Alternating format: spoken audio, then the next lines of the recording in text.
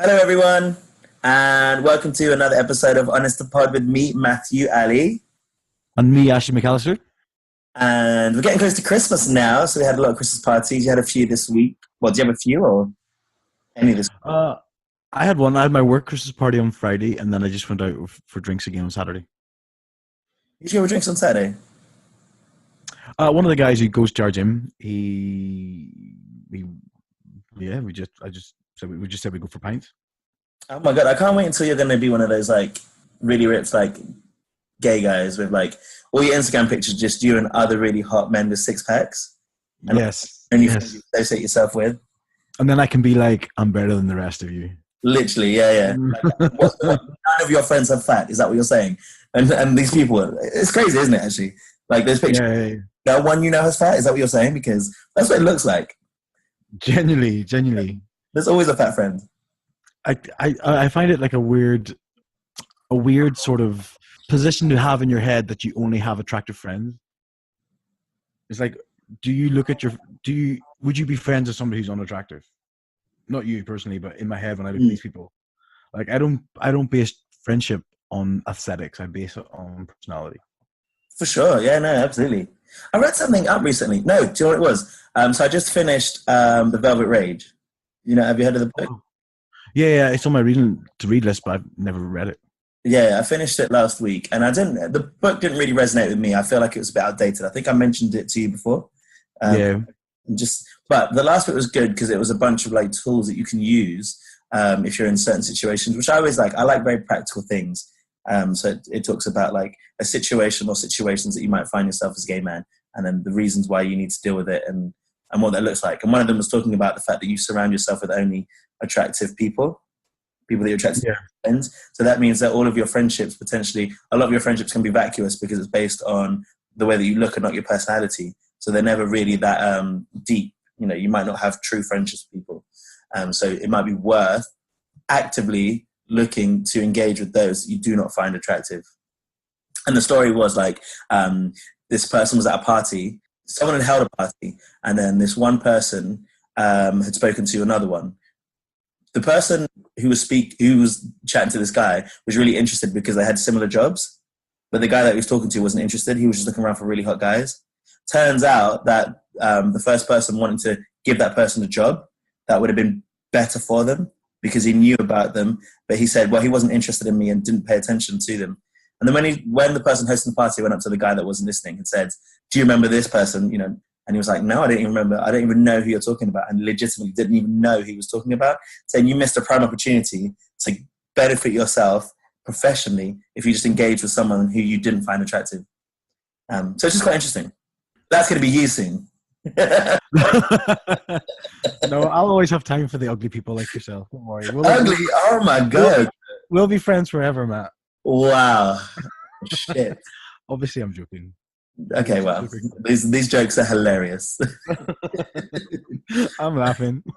Okay.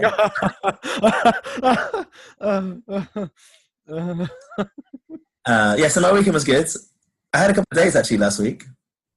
Ooh. I actually had one on Thursday and one on Friday, but nothing happened. It was uneventful. I just thought I'd keep you updated with my dating life. Both had to get back to feed their animals, one on Thursday, one on Friday, and I was like, oh my God, how has this happened 2 days in a row where they like 7 o'clock, I must go and feed my animal. my goldfish needs literally, and I was like, and both of them I was like, you could just get a machine that feeds them on time, and they're like, yeah, well. And then they'd be like, but I have to go home and program the machine. No, it's like, okay, well, goodbye. At the time, but now that I'm saying it out loud right now, I'm like, shit, that was 2 days in a row. Both had to leave at a reasonably early time to feed their animals. But, maybe it was true. Well, creative excuses, if anything. Yeah, well, they're both a little bit older than me, so I think that's what old people do, old gays, isn't it? And they both so kind of recently broke up with, like, their respective other that they live with and had an animal with. Wait a minute, they sound like they've broken up with each other. Imagine. That was so funny. And they still live together. No, I don't think it was, but that would just make my day. Yeah, no. Going back to the animals. Some guy who I was dating used to always use the animal excuse. Turns out he was actually not single and in a relationship and just cheating on his partner with me. But When was that? that was one of the first people I dated after Ben. Oh my God. You remember the story? The guy then started dating other people, and he was like dating like 3 or 4 people at a time, whilst having a serious boyfriend. Who is this fucked up person? Well, Shame. I'm joking. I'm joking. no, I'm not going to name him, but right. Remember me and First you had a bit of argument with, yeah. do you remember? I remember the argument, yeah, for sure. It was over the guy I didn't know they overlapped. I didn't think they overlapped. I thought it was one after the other. that we didn't date at the same time. Yeah. Well, no, to be fair, in this, with me and this guy that I fell out with, it was sort of, he was dating me, and then all of a sudden, one of my friends messaged to say, "Oh, you don't mind if I go on a date with this guy, do you?" And I'm like, "Oh, it's sort of the guy I'm dating." And then it was like, So fucked up. but he said that you're over. I'm like, well, we're not. And then my friend was like, well, I'm going to go on a date with him anyway. I'm like, okay. And then that was the end of the dating and the friendship. I remember, like, it was, oh my God, it was fucking friend he was. Oh God. Oh, such a great friend. That's ridiculous. Anyway. Yeah. Oh. Well, let's just get into some topics because it's quite interesting. I think the first thing that we were talking about is related to a question that someone had asked us on our social. So we can bring that up afterwards. Yeah, sure. Yeah, for anybody who doesn't know, we sometimes post questions or get you to ask us questions we'll talk about in the show. So make sure you follow us at Honest to Pod on Instagram to make sure you can take part and let us know what you want us to talk about. And we've got a few today, which is awesome. Yeah. We have got a few. So we're going to speed through this if we want to make it under an hour. Okay. Well, why don't I go first because I'll be quick. Oh, cool. Yeah, I'll be quick as well. I don't have much to talk about. Lies. You are the... Do you know... I realize this, right? You are the reason why we overrun. Yeah. I never have anything to talk about until I do. Yeah, it's definitely you and only you, so...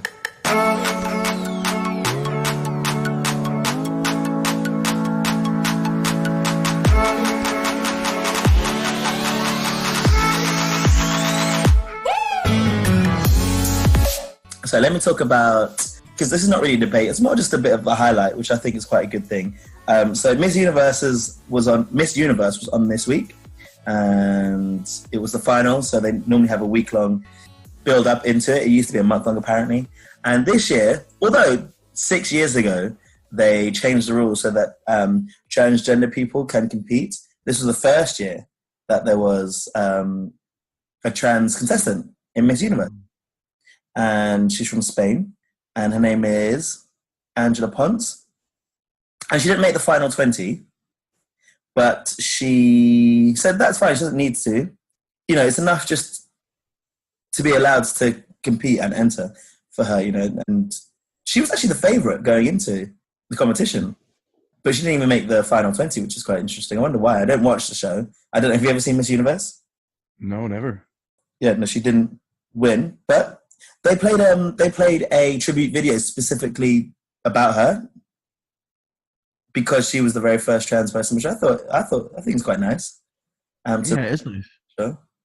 And the idea of like a beauty pageant makes me really cringe. It feels very old-fashioned and archaic. Do you know what I think? It does. I know in our rugby club we have the Steelers Next Top Model, which is a bit of a parody and a bit of a piss take. I thought you were going to say that they're the same. No, but to me, that's the only use of a pageant in my head. I think they're so outdated, and I mean the girls are pretty, but I don't know. Well, they have to be smart as well. So you need to have like a degree. There's some requirements like you need to be single, never have had children, or be married, and you have to be single while you reign, like you have your reign as well. But they also need to have certain qualifications, like actual educational qualifications to compete. Oh, I didn't know that. That's good. Mm-hmm. Yeah. And then like you go around, it's sort of like a lot of fundraising stuff. Like you actually do a lot of charity work and stuff. So it's not just about being like pretty. You're there too. Nowadays, I think there's more promotion, sort of like women's rights and things like that. And this one in particular, this year in particular, was like almost like a year of diversity because they had for the first time an all-female judging panel. Oh yes, yes, yes, yes. So, oh, you told me that. Yeah. So it's all entrepreneurs and industry experts, it says. But, you know, the fact that there's not men judging women on there, I think is quite a cool thing, you know, if it's a women's competition. Ashley Graham, I showed you her, do you remember a couple of weeks ago in the podcast? Yeah. She was a host for the backstage event. And, you know, she's always been a body positive activist. She does a show now that's produced by Ellen that's got to do with building people's self-esteem, and it goes case by case. It's online though; it's not on TV. I can't remember what the series is called, but she's currently hosting that show where it's about building people's self-esteem and their confidence and things like that. So that's cool. What's interesting though is I told you about the USA contestant, right? Oh, yeah, I've seen some videos. Yeah, like, and it's a shame. It's a shame because it's easy to pick on, I guess, the US when they make mistakes, right? But I guess if you continue to just make these mistakes, it's just living up to the fact that. So the contestant from the US had done an Instagram live video, and basically she was like belittling two contestants who couldn't speak English. Immediately there was backlash to the fact that, you know, they're in Thailand anyway, which is English isn't the first language, but that someone had said that she said something like, "Oh, poor Cambodia," because the person wasn't able to speak English and was getting confused. And someone had said that it was called normalized xenophobia, the way that she was speaking, because she didn't realize what she was doing was incorrect. But actually, considering that this like new pageant, not this new pageant, this year, it was about inclusivity and diversity, that the US strikes its head again and can come across quite excluding and, you know, quite old-fashioned, which I think was it's a bit of a shame. Because you don't want anyone to do that, regardless of where they're from. Yeah, no. I mean, it was a bit of a dampener, really, given that it was so inclusive and so pro so much other stuff that it just takes. And I think in the video, one of the women also sort of responded a bit with just a weird face, but nobody actually said, "Wait a minute, you should not say that." I don't think you want to get involved in that sort of stuff, though, isn't it? You might stand up for something. But again, it's always this thing we're talking about, like, you know, you got to stand up for people's rights regardless of whether you're actually involved in it or not. You know, it's everyone's duty to call people out on their shit. Well, it's the old saying, which I'll get totally wrong, but it's you know, first they came for the black people, and the white people didn't say anything, or I don't know what it is, but do you know what I mean? Do you know this? No. Is this a real saying, or are you making it up? No, it doesn't say black people, but it's a real thing. I'll get up. First they came for the socialists, and I did not speak out because I am not a socialist. Then they came for the trade unionists, and I did not speak out because I was not a trade unionist. Then they came for the Jews, and I did not speak out because I was not a Jew. Then they came for me, and there was no one left to speak for me. Is that a saying or an actual poem? It's a poem. First they came, written about the Nazis and the rise to power.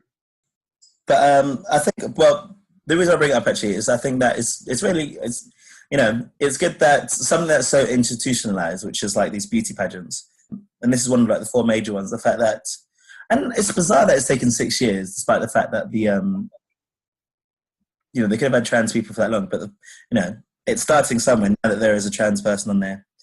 Maybe soon you could be someone who isn't a size 0. That could be, that could be a thing. An American Zero, which is like a size 4, I think, or something here. You know, someone Ashley Graham size might actually be on Miss Universe. Do you think I don't know. I mean, I have zero idea the setup of this stuff, but do you think it being the first year that there was no male judges has anything to do with the first year that a transgender person has got through? I don't know how the structure works, but I don't think it does because the way they get through is they compete within their countries, and there needs to be then Miss Spain, Miss UK, Miss Nigeria, and they get through, and they should be individual judges. Okay. Yeah, I don't think that that's the reason why.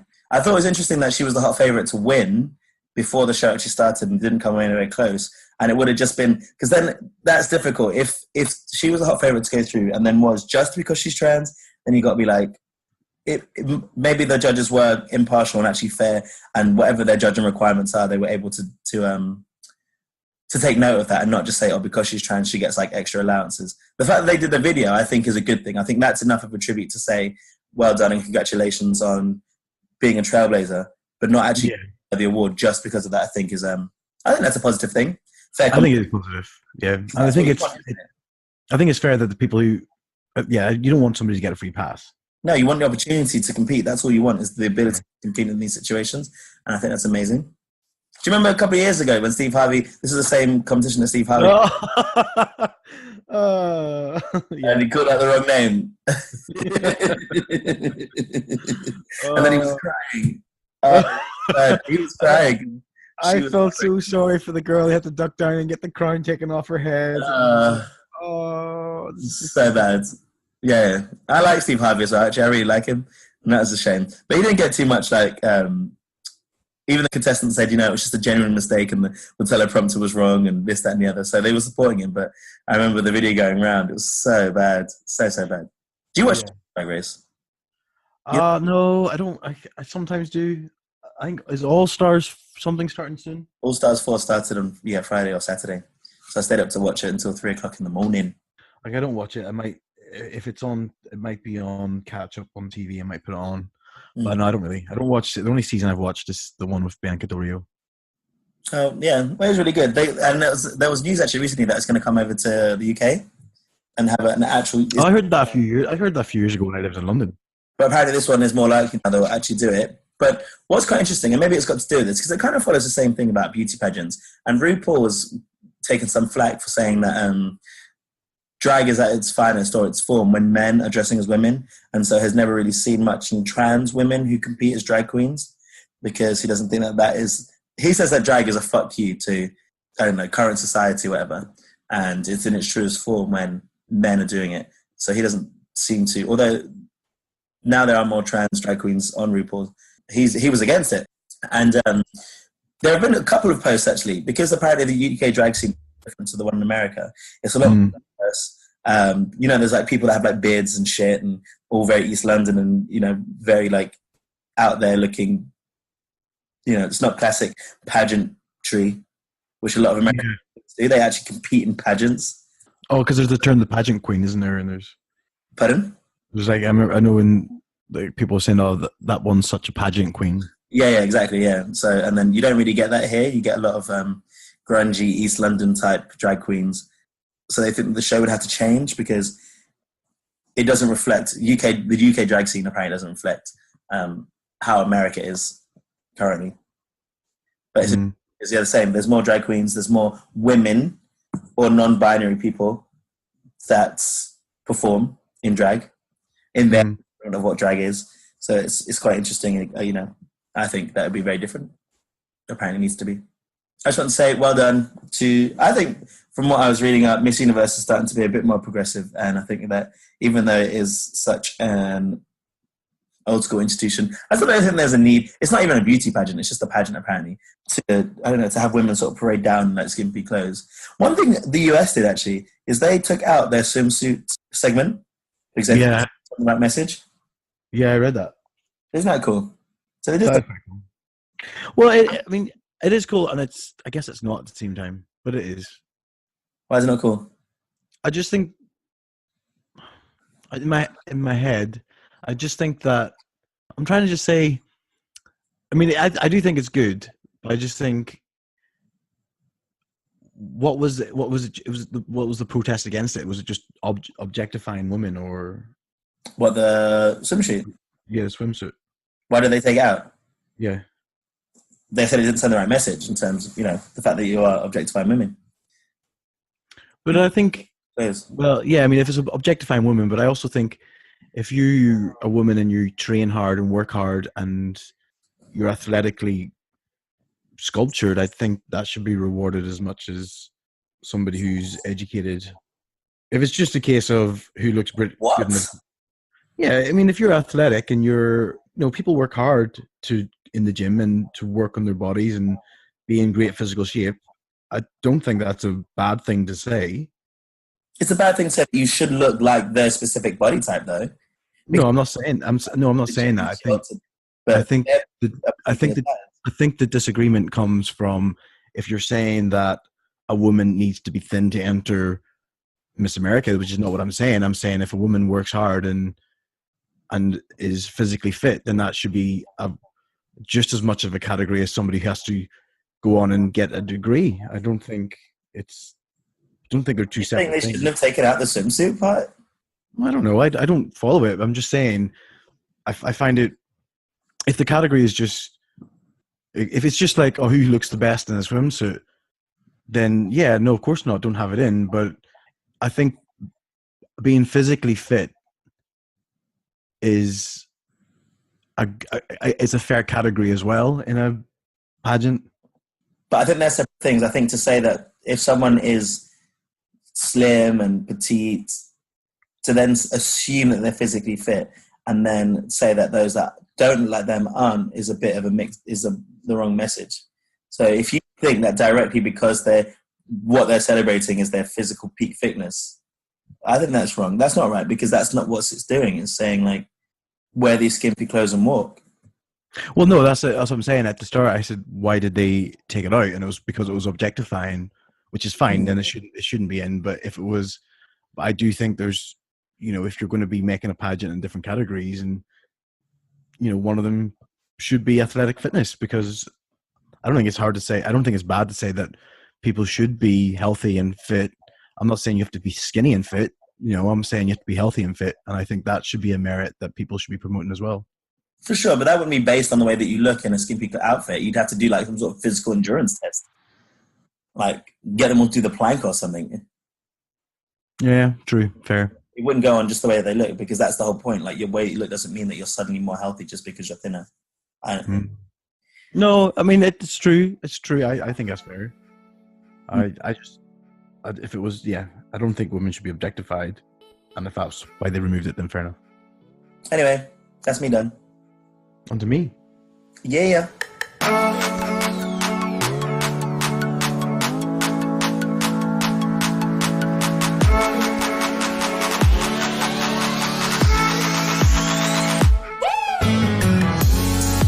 Oh, right. Okay. Well, don't sound too. No, I'm not. I'm very excited. Oh, here we go. Good. Well, I was gonna say have you ever been asleep, or sort of like fallen asleep, and just at the part where you're about to kind of doze over, boom, you hear a massive sound and you jump up and you're like, what the fuck was that? Has that ever happened to you? One time I was just dozing off, and I used to sleep on a bunk bed on bottom one, and then my twin brother rolled off the side and landed on the floor. And it made that sound, and that was good. That woke me up. To sleep. But I actually saw him just drop. Like a sack of shit. Literally, like off the top bunk. Oh, off the top bunk. Yeah, I'm on the bottom, and then he's on the top bunk, and he just...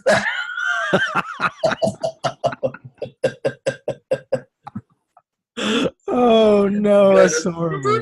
How does that happen? No. Barriers. I don't know what he was doing, but he just... No. Yeah, is that what you mean? No, this is not. This is the sounds in your head. No real sound actually happens in the real world. It's a hallucination, an audible hallucination. It's a syndrome called exploding head syndrome, and it's a I'll never say this word. Parasomnia. So I used to get this all the time. Where, well, I wouldn't say all the time. It wasn't every night, but frequently anyway. And just a couple of weeks ago, it actually started coming back. And I totally forgot about it until just the other night. I was thinking about sleep, and it just popped back into my head. You don't think it's like one of your spots like popping while you're sleeping, like randomly, and then it's like, No, because it's in your head. Like it's a crash. Unless okay, my spots are so violent that it sounds like a gunshot. that's what I thought it'd be. No, Oh, just maybe my pants exploding. So it's a parasomnia. So it's a nighttime hallucination. It's up there. It's classed the same as like sleepwalking, sleep talking, paralysis, sleep sex, night terrors. So yeah, there's no pain. It's just sort of like an inconvenience. So literally, you'll be sat there, or well, not sat there. You're falling asleep. Then there is a loud, sharp sound. Like I did some research on it. Other people describe. To me, it sounds like cymbals. You know, two cymbals going in my really? head. Yeah. Other people describe it as like a crash or explosion or a gunshot. Literally, you're just lying there, and you're just sort of in the mood where you're dozing off, and then all of a sudden you hear this crash in your head, and you wake up. And I remember it happened to me, and I'd jump out of bed, and I'd wake up whoever was sleeping beside me. I was going, Ben. It's usually Ben, and your heart would be racing. I'd never had this experience, but other people said that they felt like an electrical shock in their chest that went up to their head. I never experienced that. Not that I remember, but that's what they say. So, Did you know what it was at the time? no, I had no idea what it was. It's only whenever I read something else about it that I was like, "Oh wow, that's insane." So it's because I was, what was I doing? Do you remember a few weeks ago I was watching The House of Haunted Hill? No, The Haunting or something. You know that scary TV show? Yeah. Yeah. So in that, the girl suffers from sleep paralysis, where she will wake up. So I don't know if people know this, but basically, when you go to sleep, your brain basically shuts down bit by bit, and in that process, it makes your body paralyzed to conserve energy. So it happens to all of us every night we go to sleep. And it will come in and out of, so we go to sleep in waves and out of waves, and we probably go through the same wave like so many times a night. And it's whenever you're in the paralysis, like, you know, that's when you don't move. But then when you come back out of it again, that's when you move and you're more alert to what's going on in your surroundings. But then you kind of go up and down, up and down. So sleep paralysis is when you consciously wake up, but but your brain thinks you're still in your deep sleep, so you're still paralyzed. So you're awake. You can't move for a few minutes and stuff like that, isn't it? Yeah, you can't move. But the worst thing is you have a tightness on your chest, which is the feeling of like as if somebody sat on your chest. And you also feel there's a presence in the room with you. And you sometimes can hallucinate enough to see that there's somebody in the room with you, whether it be a man or a cloak, and it's just like your brain brings it up. So, and some people say that they hear this person talk to them, but it's all in their head. I've never had sleep paralysis ever. God, that'd be scary. Yeah, I mean, but apparently because I have other parasomnias, I'm more likely to get it. I've never had it, so hopefully you get a good one like sleep sex instead of that. Well, I have sleep sex. What? Yeah. You just start sitting on random objects? No. It's just find like, I don't know, you're like your water bottle beside you or the glass. No, it only really happened really, as far as I know, with Ben, where we wake up. Well, he would wake up, and you know, I'd be fondling or I'd be doing whatever. And he would speak to me saying, "Oh, what are you doing?" But I would be asleep, and yeah. I'd be so surprised. It's the only time you ever tried it on. Wait. Oh, you're asleep. Right. Well, I can. he's like even better. I don't have to talk to him. Oh my god. It's true. So me and my brother used to stay at my friend's house when we were younger, right? We used to go there, I think, every Friday. And him and his whole family suffered from like violent sleep talking. Not just one of them, but all of them. Oh my god. So aggressive. They'd all be swearing. They were like, "Fuck off!" Like as they're sleeping. And they'd be like, like, well, something. Get the fuck away!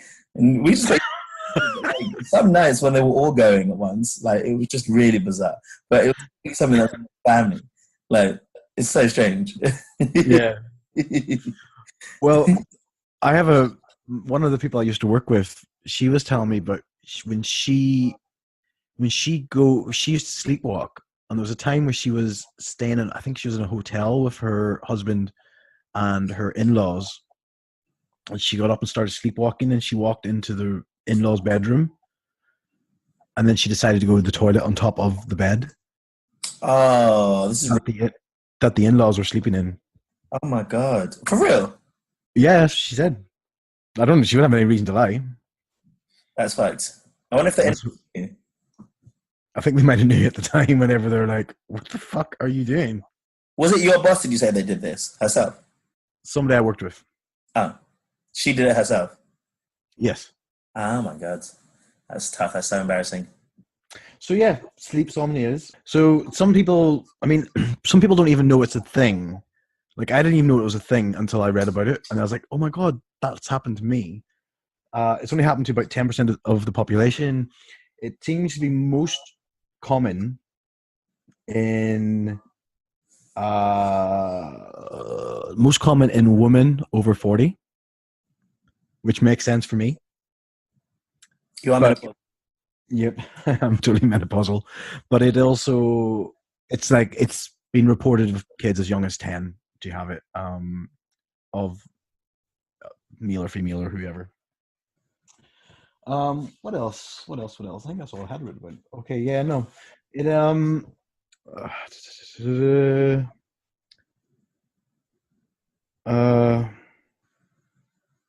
so it doesn't, like I said, it doesn't hurt you in any way. There's no real damage. I think the only reported sort of side effect which could be damaging is because it scares you so much, you wake up with an elevated heart rate, and there's a risk of heart attacks if you're unhealthy.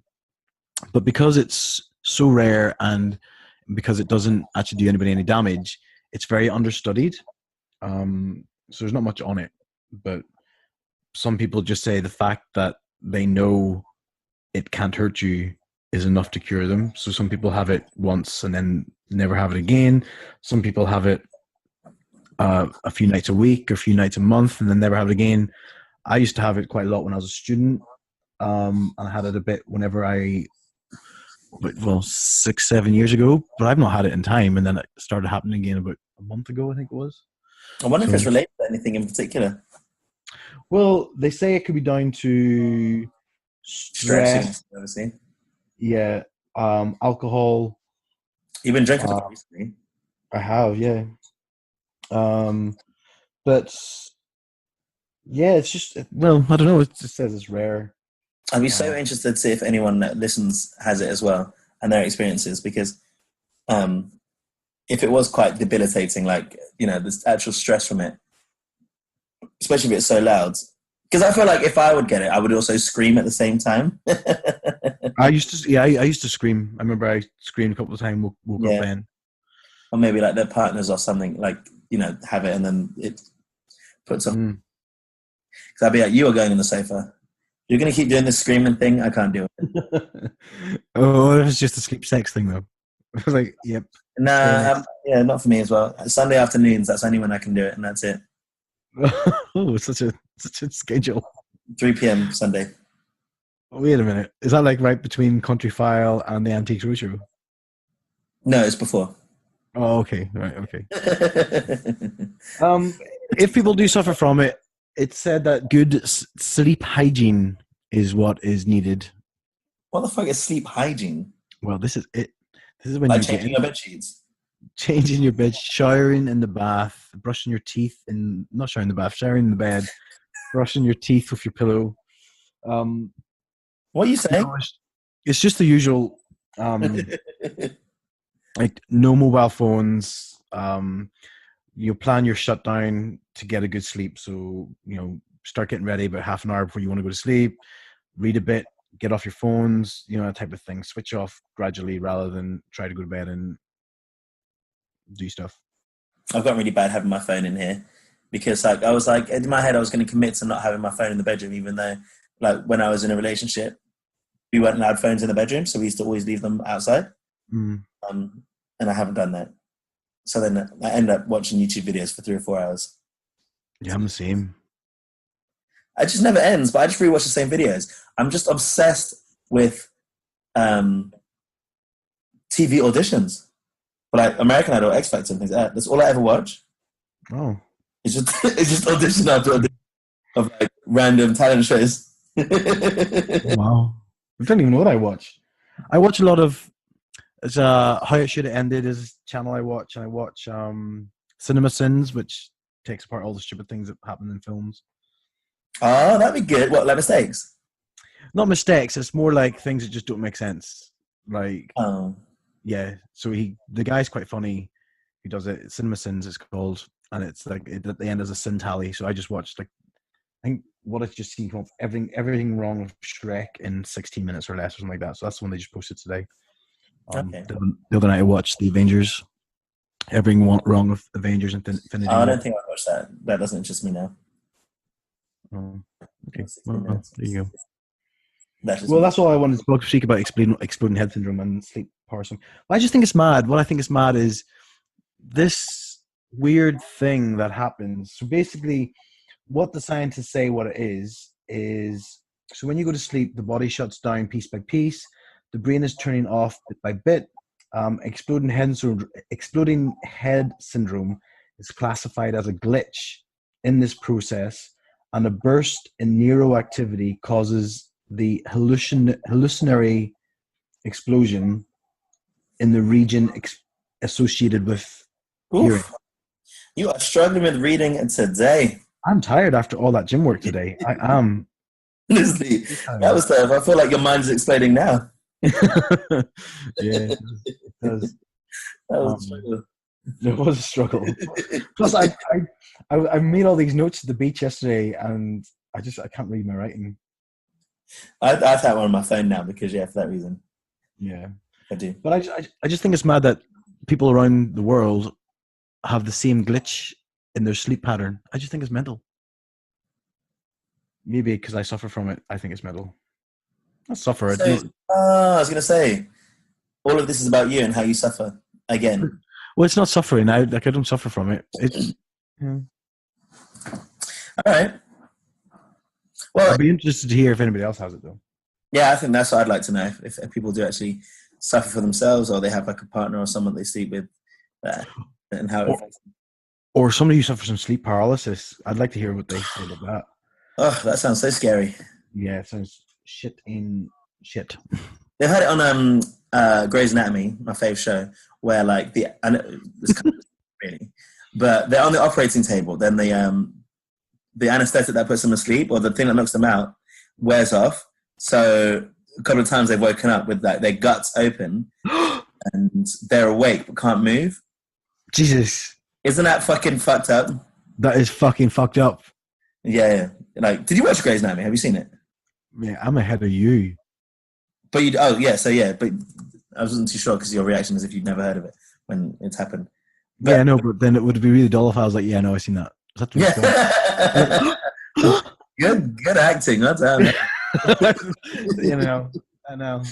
I can't win the Academy Award this year because I'm going to be hosting. But how do we not talk about that? Let's not do that. No. Just not come up. Okay. Anyways.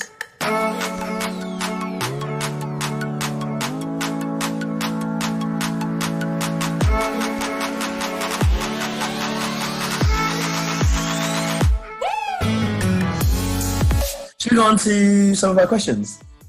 Yeah. I don't know if anybody left reviews, but Apple apparently have issues, and we've lost half the reviews on our podcast. What? Yeah, it's not just us, but it's everyone. We should find them. Well, I just know there's going to be thousands of reviews we didn't get to read this week. Thousands. I hope. Okay. So one we got, which is quite interesting, because I think it's got to do with what we were talking about at the beginning. So Seb had said, what are our thoughts on the self-created hierarchy within the gay community? Where some cliques or attributes are celebrated and others are not seen as desirable. What are your thoughts? Do you think it exists? Oh yeah, I mean it does exist. Let me just get the thing up again.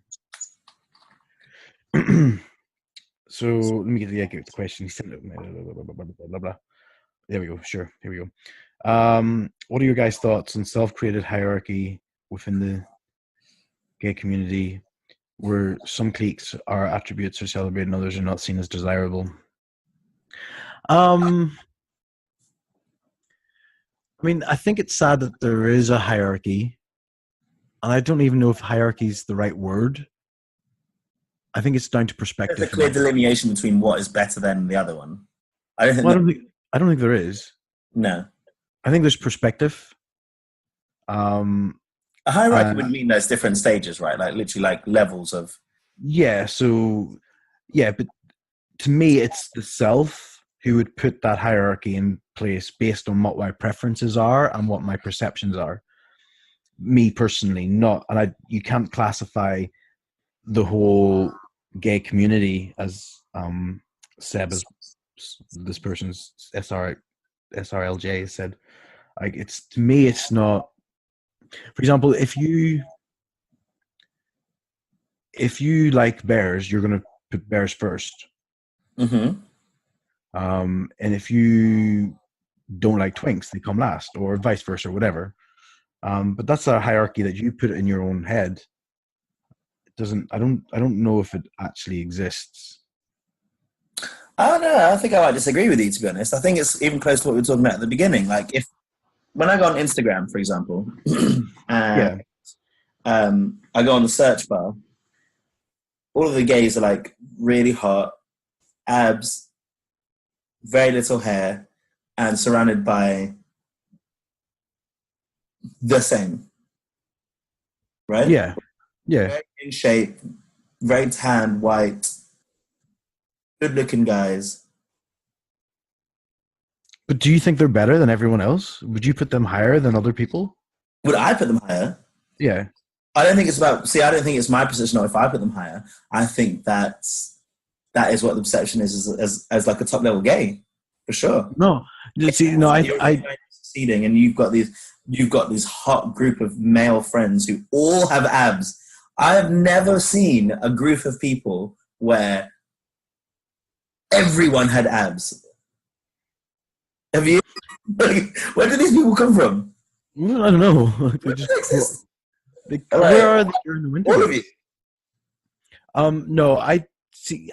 Yeah, I mean, I see what you're saying, but I would say, I don't know. I don't look at that and think they're better than me. I look at that and think, okay, that's what you do. That's fine.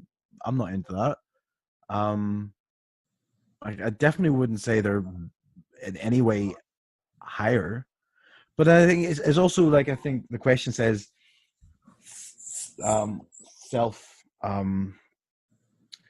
self-created hierarchy within the gay community. I also think it's not just in the gay community. People who are abbed and ripped, it's the world. It's not just the gay community.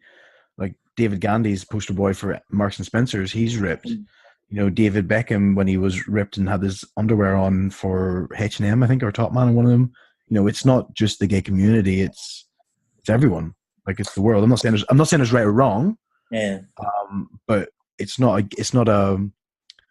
gay thing. I think what makes it more intense in the gay community is that,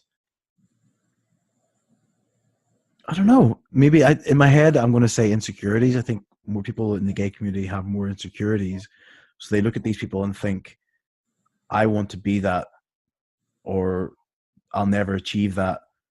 But again, I don't think it's a healthy way to look and judge people and think that's what I want to be. Just do right by you? I don't know. I think your understanding of what this question or comment is different to mine. Okay. You're talking about this when he says, like, I agree with you that, like, there are hierarchies within the gay community. Well, no, that's not what you said. But actually, universally, right? I think it happens within just the world. People in general, media create a certain hierarchy and saying that beautiful people rule the world, and then after that it's smart people, and then or whatever it is.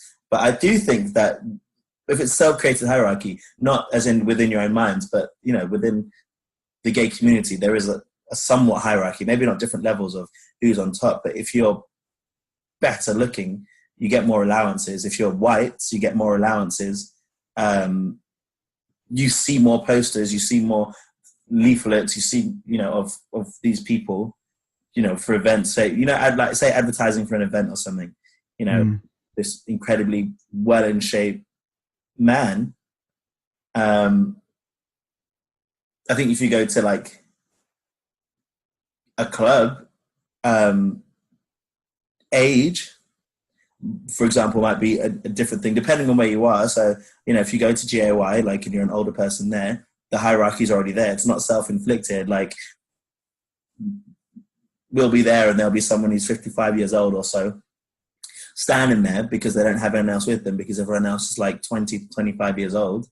I think there are certain areas. So one thing that I think is different is like, depends on where you are. So if you do like Bez, if you go to XXL, for example, or somewhere like that, then the hierarchy changes. It's not the same across the board. But then if you go to XXL and you have no body fat, you're really small and petite, you might not do so well. Whereas being, having a belly, a bigger, hairy belly might be like put you up the totem pole in terms of like attractiveness or peak, in this hierarchy that's there. Yeah, so it's down to your self perspective of what you think's hot and what you don't. No, that's not what I'm saying at all. Because it isn't just that. I think your insecurities do come in world of it, but it isn't that. Like, it's quite literally is. There is a power thing within the gay community for sure. I don't know. I don't think I've ever experienced it. Have you ever been to Pride? Yeah, of course. So, like, they choose whoever goes first, right? And then you've got all of these hot men, and they're all in their skimpy little underwear, and they're the most sought after. Any gay club, a lot of the time you see everyone's like idolizing these people that are just super in shape and super beautiful, and then they're the ones that essentially might have the most control, I don't know. In my head, I'm saying the only control they get is the control you allow them to have. And that might just be for you, but I think it would be naive to say that there is no power. There's different levels of it personally, but I think there is. I think people do exclude others within the community. I'm saying there is, but I think it's whatever self way you put it. Like, I don't know. I don't know. I don't think so at all. Not at all.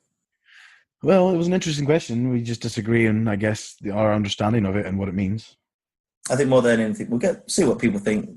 Yeah, definitely. I mean, I might be totally wrong. I might just be totally blind and self-centered when I go out. I don't notice it.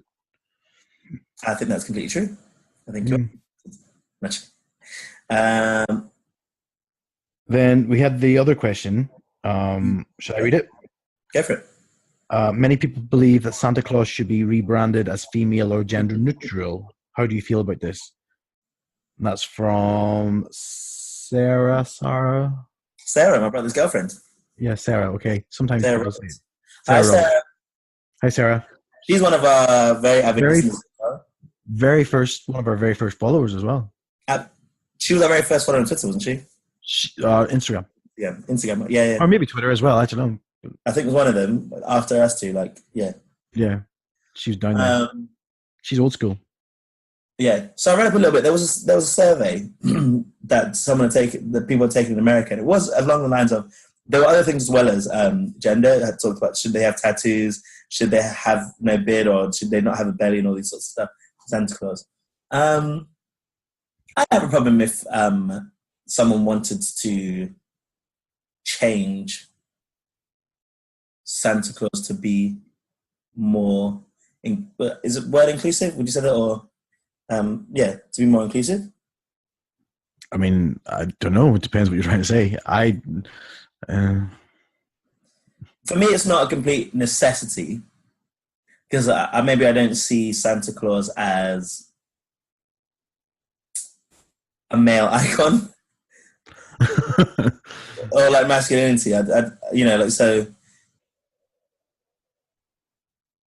I don't think that, but I'm always there. I'm always down for like if people want to be inclusive and try and say that there needs to be a change. I don't know if there's. I think if there was like a list of priorities, right? I don't know if that would be like high on my list to change. You know? Yeah, it's definitely not high on my list of things that should change. But I guess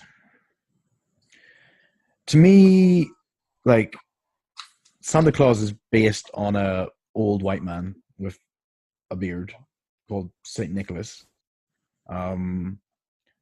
I think the current perception of the fictional character that we have today is, for me, open to anyone to interpret as ever they want. The character as it currently stands. Yeah, so the big fat man in the red suit. Like, if somebody wanted to change it and say to the kids, Santa Claus is a woman, do what you want. Like, I have no problem with that. I don't. To me, I don't know. I don't care. I really don't care. I'm trying to be like, you represent Santa as best you think. To me, I have no problem with it being an old fat white man. I don't like. I don't know. Gay people get thrown off buildings for being gay in the Middle East. Like, that to me is a higher priority than this in my head, for me personally. I mean, there can be like something to be said for like quick wins, because I think it'd be relatively easy to be like, okay, we'll just change Santa Claus. It's not like religious. I don't believe like iconography or anything, you know. And maybe there are some people that would be like, no, it's definitely a man. But if you I also don't see the harm in it just being a man. I was thinking about this as well. Now we're just eliminating white men from everything. Well, do you know what I mean? I know white men, straight white men have come up against a lot in the last few years, but they still exist. They're still out there. And I don't see a flaw in like having him as a straight white man. I think maybe what the detractor is like, because I just to get the question now, I can't see what the problem is. What is the issue that we're trying to fix? Yeah, to be more inclusive, but I'm like, but is it a problem that we're trying to fix? Not. Santa Claus is a white male, or doesn't have tattoos, or has a belly. Like, is there something that we're missing? Like, because I just can't see the importance of having to change it. Like, I can't. No. I think UK and US people thought there needed to be a change. How many? 17. Within this survey, 20% in total of UK and US, whoever did the survey, believe there should have been a change. Not necessarily towards like gender, but a change to modernize Santa Claus. I don't think you need to modernize Santa Claus. I think what would be nice maybe is if they made a bigger deal of Mary Claus, Mrs. Claus, and made her go out in the sleigh as well. You know, equality and stuff. Get her out there. Because then now you're saying that a man must marry a woman, is what you're saying. Well, no, I'm not saying that. Why must Santa Claus be heterosexual? No, maybe Mary Claus is his sister. You made the assumption that I meant they were being married. I just said Mary Claus, Mrs. Claus. She's married to somebody else. She's married to somebody else called Claus. But Klaus instead of Claus. Yeah, I can't imagine the North Pole has a wide dating circle.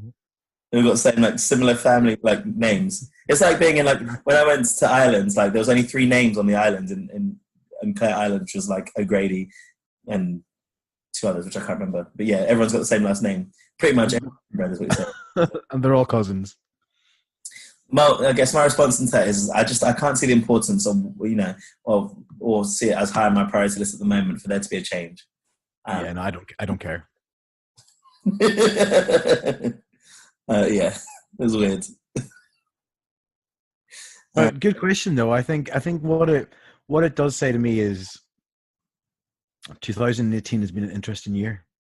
But at the end of it, we still are we're looking for things, or people are looking to things to cause controversy, like for the sake of nothing. Like you say, what's the reason? There's not an apparent reason to me. Like there's other things going on that would. Oh no, but I think that's right. You think is right to question it? That's what I think is a good thing. That we're questioning it? The fact that we can have these conversations and say, is this something that needs to be changed, whether it's Santa Claus or something else? It's important that this is spoken about. Whether we consider it important or not, the fact that it's even questioned is important. Not the fact that we're going ridiculous and saying, like, this is not. We need to discuss it. And if we come to a conclusion within a society or a group of people and say, actually, it's not important, that's fine. At least we can agree on that. But the fact that we're talking about it is a good thing. Okay, well, I don't care. It wouldn't have been addressed before. That's a good thing. It doesn't sound like it need to be addressed this year either. I'm just saying. That's all I'm saying. If we had a vote and someone said, is it important or not, at this point, my vote would be no. We don't need to address this now. Okay. It's good that we can talk about it. Okay. I'm glad people are talking about it. It's just not me. Don't shake your head. What? Don't shake your head. You miss the point sometimes, honestly. You do miss the point. Yeah, I missed the point. Oh. Yeah. I missed the point a lot. But you might know more about this. I didn't actually know anything. So Facebook bans rugby calendars. So you said a group of 8 rugby teams within the UK? Yeah, no, I think it's a group of 8. Pink News. It was on. I read it on Pink News. Just when the question was submitted. So yeah, I think it was 8 different rugby teams got together, did a naked calendar, even though you don't see anything, and it was all for raising money for, I think, testicular cancer. Okay. Let me just get it up and see. The final countdown. Here in good old Ireland, as soon as it's stormy, the internet starts to go, so everything's slow over here. So yeah, an LGBT charity calendar has reportedly been banned on. Oh, yes, I accept. Has reportedly been banned on Facebook for containing sexual activity, despite not containing any. The calendar by the Naked Rugby Players, which aims to raise money for the testicular charity, cancer charity, Balls to Cancer and LGBT plus inclusive rugby, was banned from the social media platform for containing explicit content.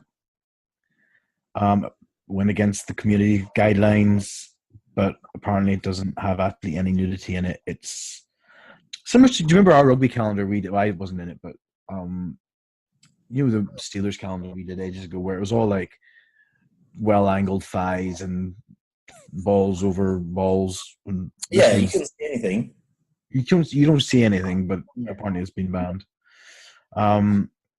So I think the question the guy asked was, is this male nudity biasm?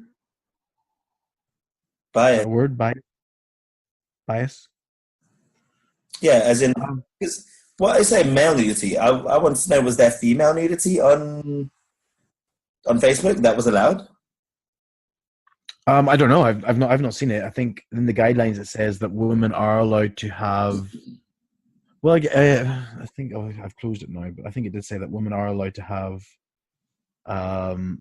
things showing if it's like breastfeeding or educational. Here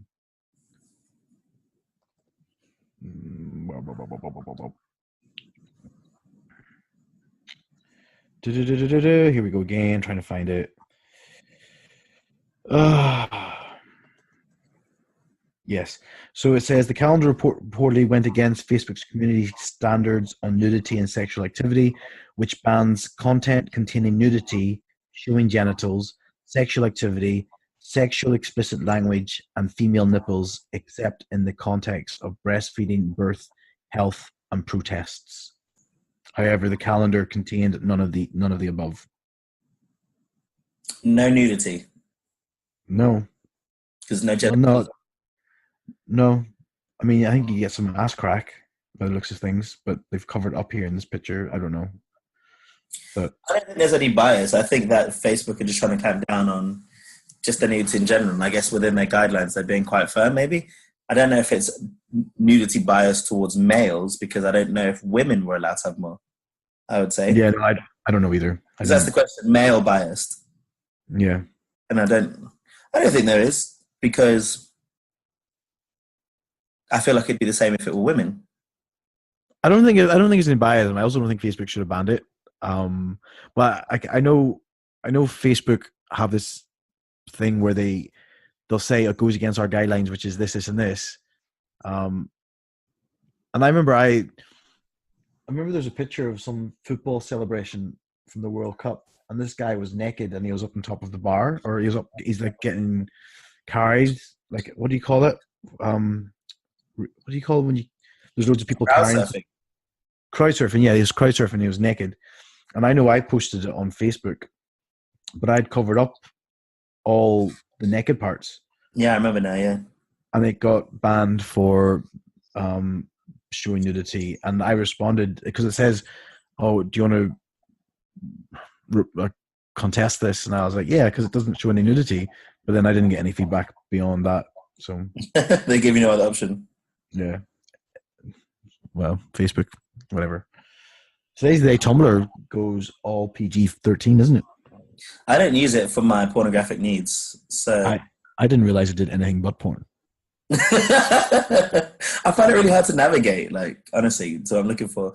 I do say, like, Tumblr is used for like the deepest, darkest recesses of like what you're really into. Like, you can find like a specific, isn't it? Like, this is something you don't admit to anyone. Might be interested slightly. Like, it's literally like recesses of your innermost horn dog.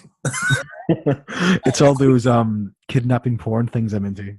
Like, properly, like, isn't it? Like, but like really specific as well. Like a 3-bedroom house on a third with pink wallpaper. Exactly, yeah. And you're like, found it. Yeah.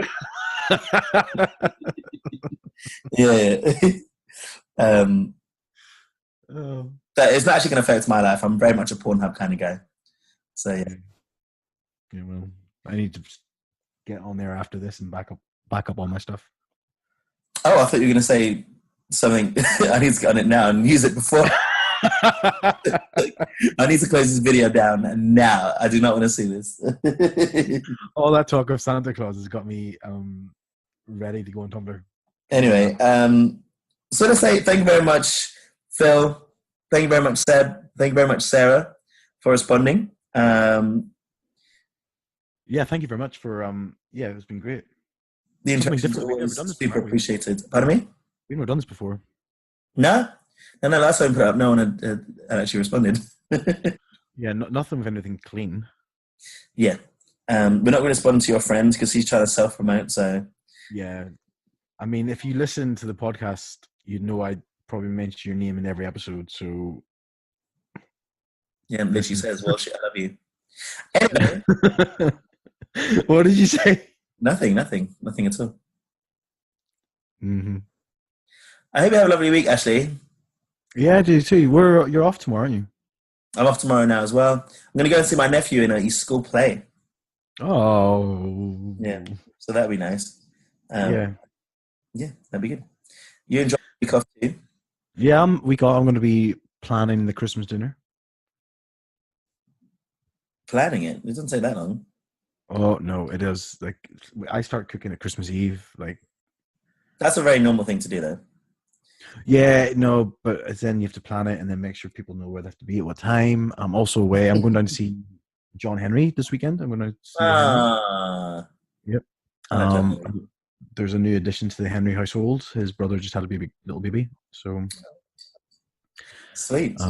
Yeah, I'm going down there to see the Henrys, and then we usually do, to be honest. I don't know if I want to this time. I've been drinking so much at the minute. You're not going to get those abs with your Abbey friends if you continue to drink your Guinnesses, you know. I'll be the chubby one on the side. That they can You won't be allowed. You'll be taking the photo. No. I'll be taking the.